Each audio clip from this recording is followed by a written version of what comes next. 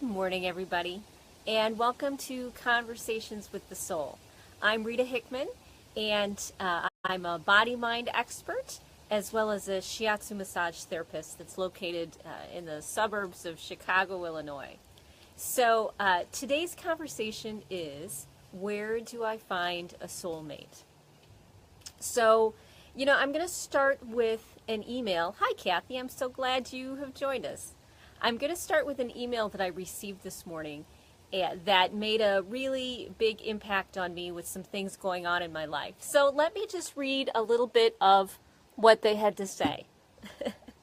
So it was a explanation of the relationship between, what we see out here in the real world and what's going on in our inner world. Good morning, Ginger.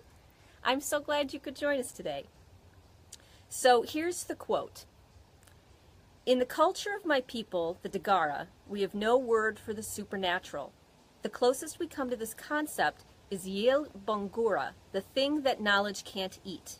This word suggests that the life and power of certain things depend upon their resistance to the kind of categorizing knowledge that human beings apply to everything. In Western reality, there is a clear split between the spiritual and the material, between religious life and secular life. The concept is alien to the Dagara. For us, as for many indigenous cultures, the supernatural is part of our everyday lives. To a Dagara man or woman, the material is just the spiritual taking on form. The secular is religion in a lower key, a rest area from the tension of religious and spiritual practice. Hi, Stacy. I'm so glad you could join us. So, I ran across the term soulmates, about 8-9 years ago. And it's because I needed a different interpretation. In Western society, we tend to look at soulmates as a friend of mine, Ginger, says, as lovers, as, these romantic connections. And soulmates definitely are that. But they're so much bigger than that, too.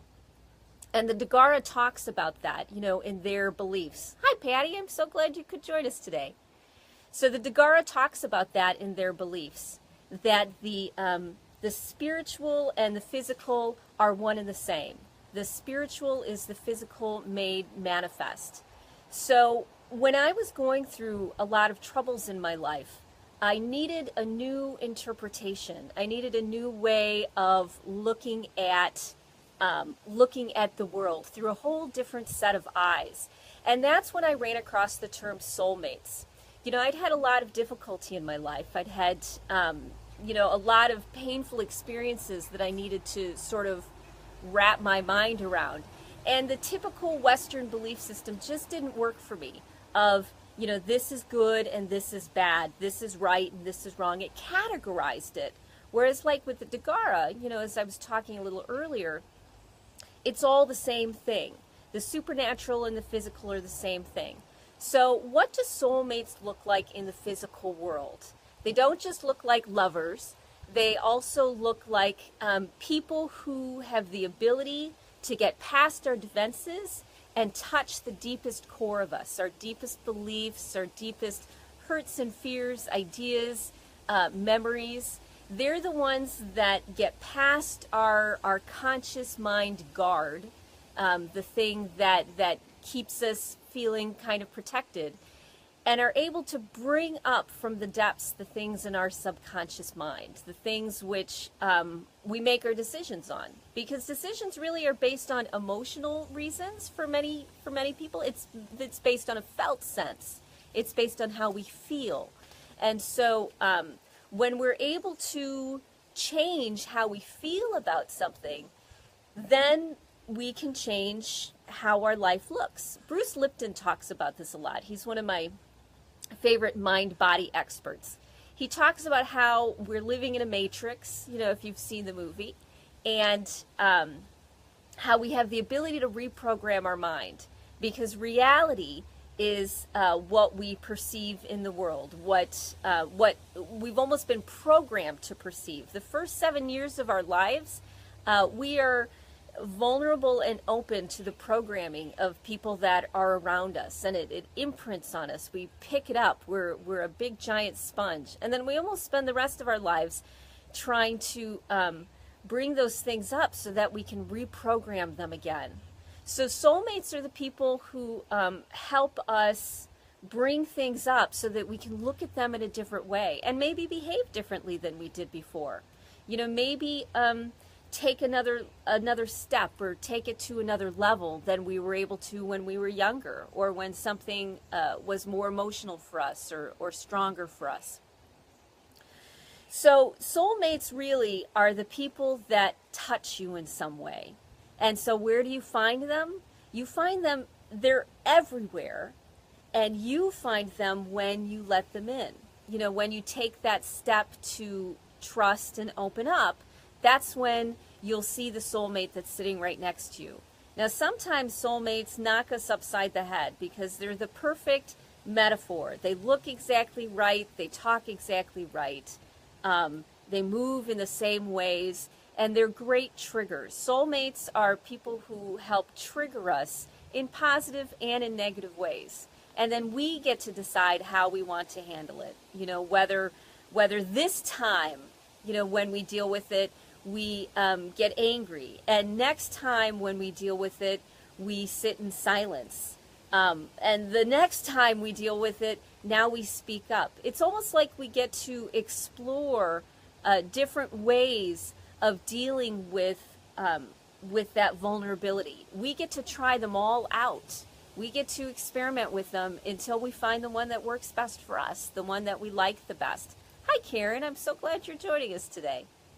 So when you're looking for soulmates, it has more to do with you than it does with looking outside of yourself. Because the supernatural, as the Dagara was talking about, the supernatural is everywhere. Magic and mystery and miracles exist all over the place. And it's up to us to be able to see them and to reframe them. And soulmate is a great term. It's a great way to help us be okay with being human beings. I mean, for myself, I've had a hard time being okay with being human because it's very uncomfortable. You get stomach issues, you overeat, you undereat, you drink too much water, you drink too little water. When we're dealing with emotional issues, we go into fight or flight.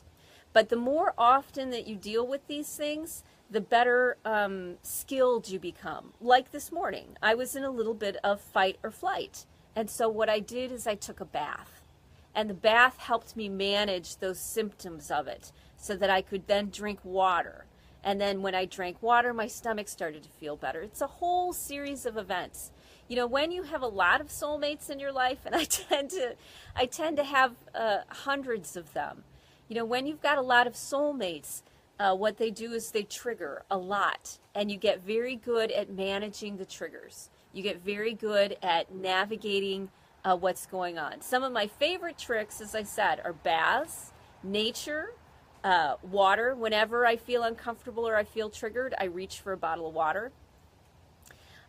Breathing, of course, detaching or getting out of the situation. Those are all ways that I've learned to deal with it. And I'd love for you to share ways that you've learned to deal with your soulmates that have come into your life, whether it be in the workplace, whether it be on the street corner, whether it be in the grocery store, whether it be your downstairs neighbor. I've got a great story from a friend of mine who their downstairs neighbor played music so loud, and she worked at home. Hi, Mode, nice to see you. So she worked from home, and because she was home, she heard this music all the time, and it was really disruptive. And she got angry and frustrated and annoyed. And so what she needed to do is she got a group of people together, and they were going to confront the situation. They were going to go and talk to the guy and tell him to stop.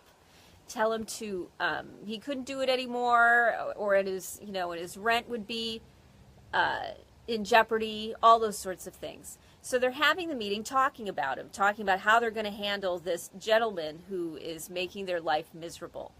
And he shows up at the meeting and knocks on the door and asks if he can come in. And so they say, okay, they're completely surprised and taken aback. And he comes in and he apologizes for his behavior. He apologizes for being insensitive and thoughtless and uncaring, for the choices that he made. And many of the people in the group were unwilling to see the humility and the sincerity and the effort he was trying to make. And they wanted to stay mad. They still wanted to stick with that metaphor and that idea of that they were wronged. But my friend took him for a walk, went on a walk with him, and started to talk to him, started to find out who he was and how he worked and where he came from and what his thoughts were, and created a relationship and a bond. So this man showed up, and he was a soulmate for everybody if they wanted him to be, if they were ready, or if the timing was right. You know, sometimes we've got so many things going on, we don't have the energy to deal with the soulmate. We have other soulmates that are a higher priority, and we have to honor that. We don't have to take every trigger and every situation that shows up in our life as something to prove to ourselves or anybody else. You've already proven it. You've already figured it out.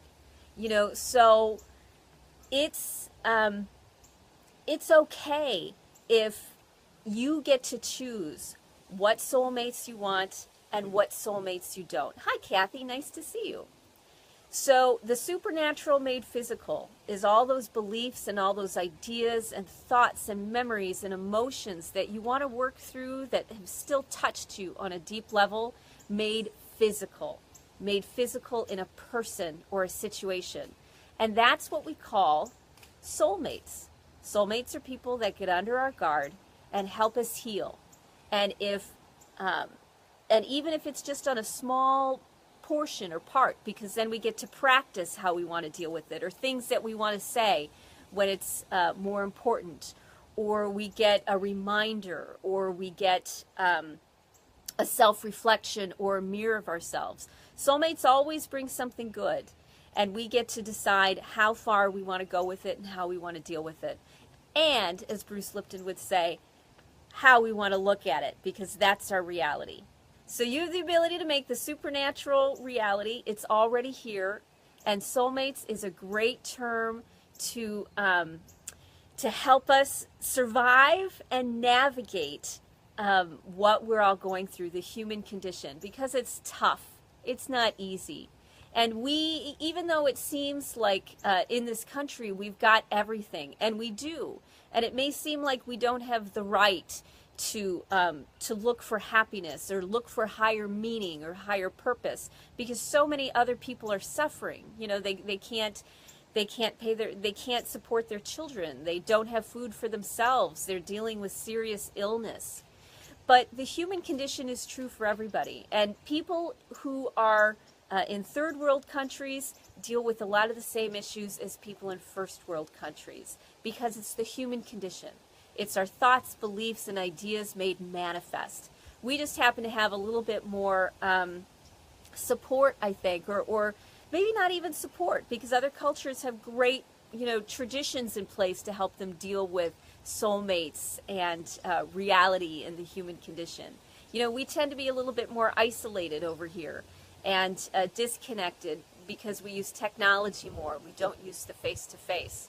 So, when I start to go into the who am I to complain or who am I to have a problem with something, I'm reminded that the human condition is the same all over the world. And there's no better and there's no worse. There's no one is more deserving or less deserving of having soulmates and being vulnerable and finding happiness. And that's the key at the end of the day. Your soulmates are everywhere, and they're there to help you find your version of happiness. They're there to help you figure out how you want to live your life. And that is a beautiful thing. So thank you very much for joining us. Thanks for joining me and Christine. I'm just about done. And if you love this and you'd like to see the replay, go to inspiremassage.com and sign up for our daily replays and inspirations. I'm so glad you were here today, and I hope you have a great rest of your day. Thanks. Bye.